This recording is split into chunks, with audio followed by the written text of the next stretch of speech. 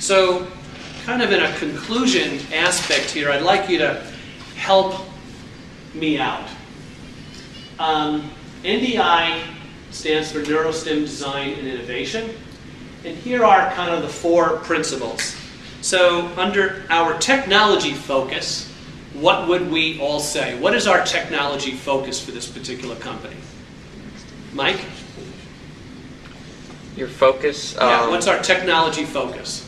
Well, designing the machinery used on the patients. Yeah, machinery stuff. Anybody else? Jim? Neurostim.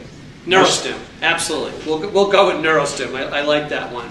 Neurostimulation therapies is the technology focus, okay? How about our passion? It's our company. Everybody, just come on down, you're in here. What's the passion that drives us to get up in the morning every day? It certainly is not going to be, we expect a good, healthy salary. You know, you're all being paid well. But what gets us there? Tom, what's our passion? Bringing healthcare to the public. Yeah, bringing healthcare to the public. Okay, very, very good. Improving patients' lives, okay? So we're all with me. So we've got our technology focus, we have our passion. Now, here's a little bit harder one. So what's going to differentiate us? What is our success model? Why, NDI, are you able to get done possibly what maybe others don't? Anybody? Be the best. Be the best. Well, that's good. Yeah, absolutely. You want to be the best. How do you be the best? Dedication. Dedication. Yeah, you want to be dedicated. Anything else? Innovative. Innovative. Yeah, absolutely. You want to be the best. You want to be innovative. The way we feel, and I think that you might all agree, and I think this is an interesting, phenomena. So all of us are now into the 2 or 3 years into the iPhone and then the iPad thing, and Apple stock is going up, and hopefully you all bought it when it was in its 90s or lower, and it's going higher. But they didn't invent smartphones. They didn't even invent these touch pads that they just sold $1 million to.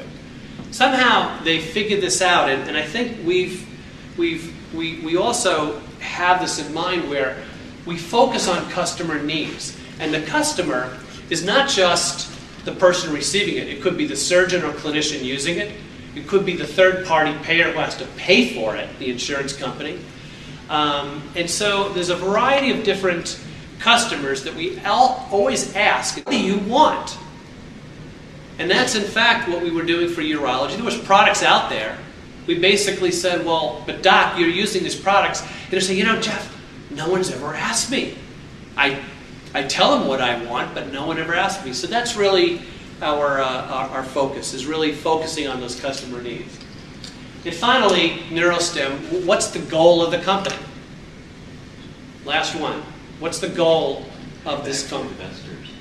Thank you. You listened. Great. Exactly. Significant return. Healthy, handsome returns for investors. I think you've got to keep a balance for all 4 of these. That's what we try to do every single day in NDI. So in closing, I've been blessed by working with some of the most highly talented and dedicated team individuals that anybody could possibly work for and with.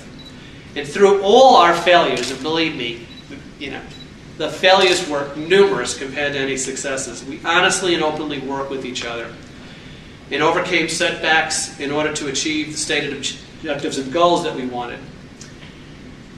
It's not pretty. I absolutely agree with you, Tian. I mean, it's never pretty, along the way. But the lessons, support, encouragement, inspiration that ultimately I received at CASE, from people like yourself, Tom, and others who were professors here and created this wonderful environment, allowed me to ultimately have a great foundation as a successful entrepreneur. I'm grateful to the institution. I love its mission today. And I really thank you very much for inviting me. I'm humbled by it. Thank you very much. If you want to come up and join Jeff, we'll open the floor for questions.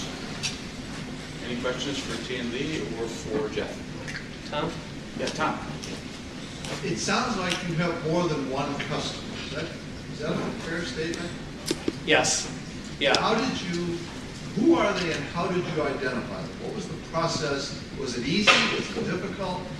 How did you ultimately Identify your customer and sort out how to interface with them. Yeah, I'll take that, and then Tien, you can take that in your industry. So,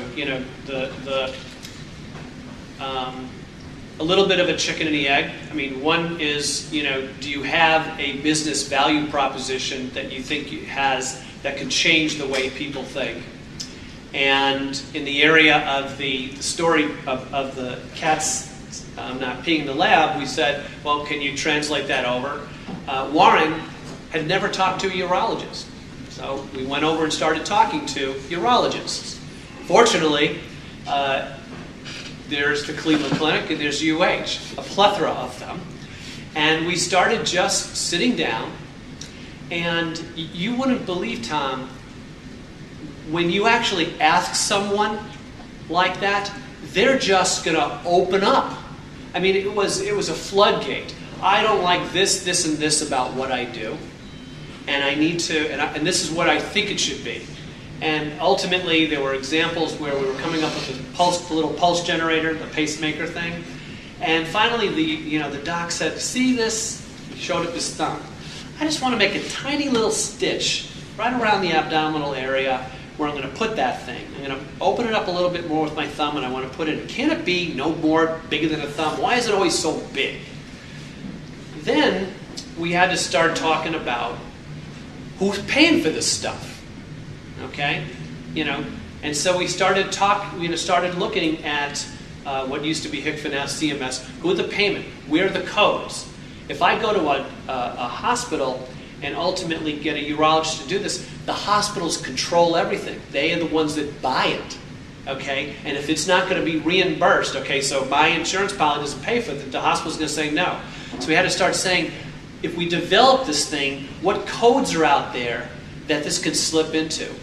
And then we actually met with patients. We started doing acute feasibility studies. And I can tell you, it brought tears to our eyes when some of the patients, when we started doing these initial feasibility studies, were saying, you don't understand, Jeff. I stopped going to church. Why did you do that? Because I was so embarrassed because I couldn't sit through the entire service because I was leaking. And now I'm able to do that. Another person tells me, I wasn't able to sleep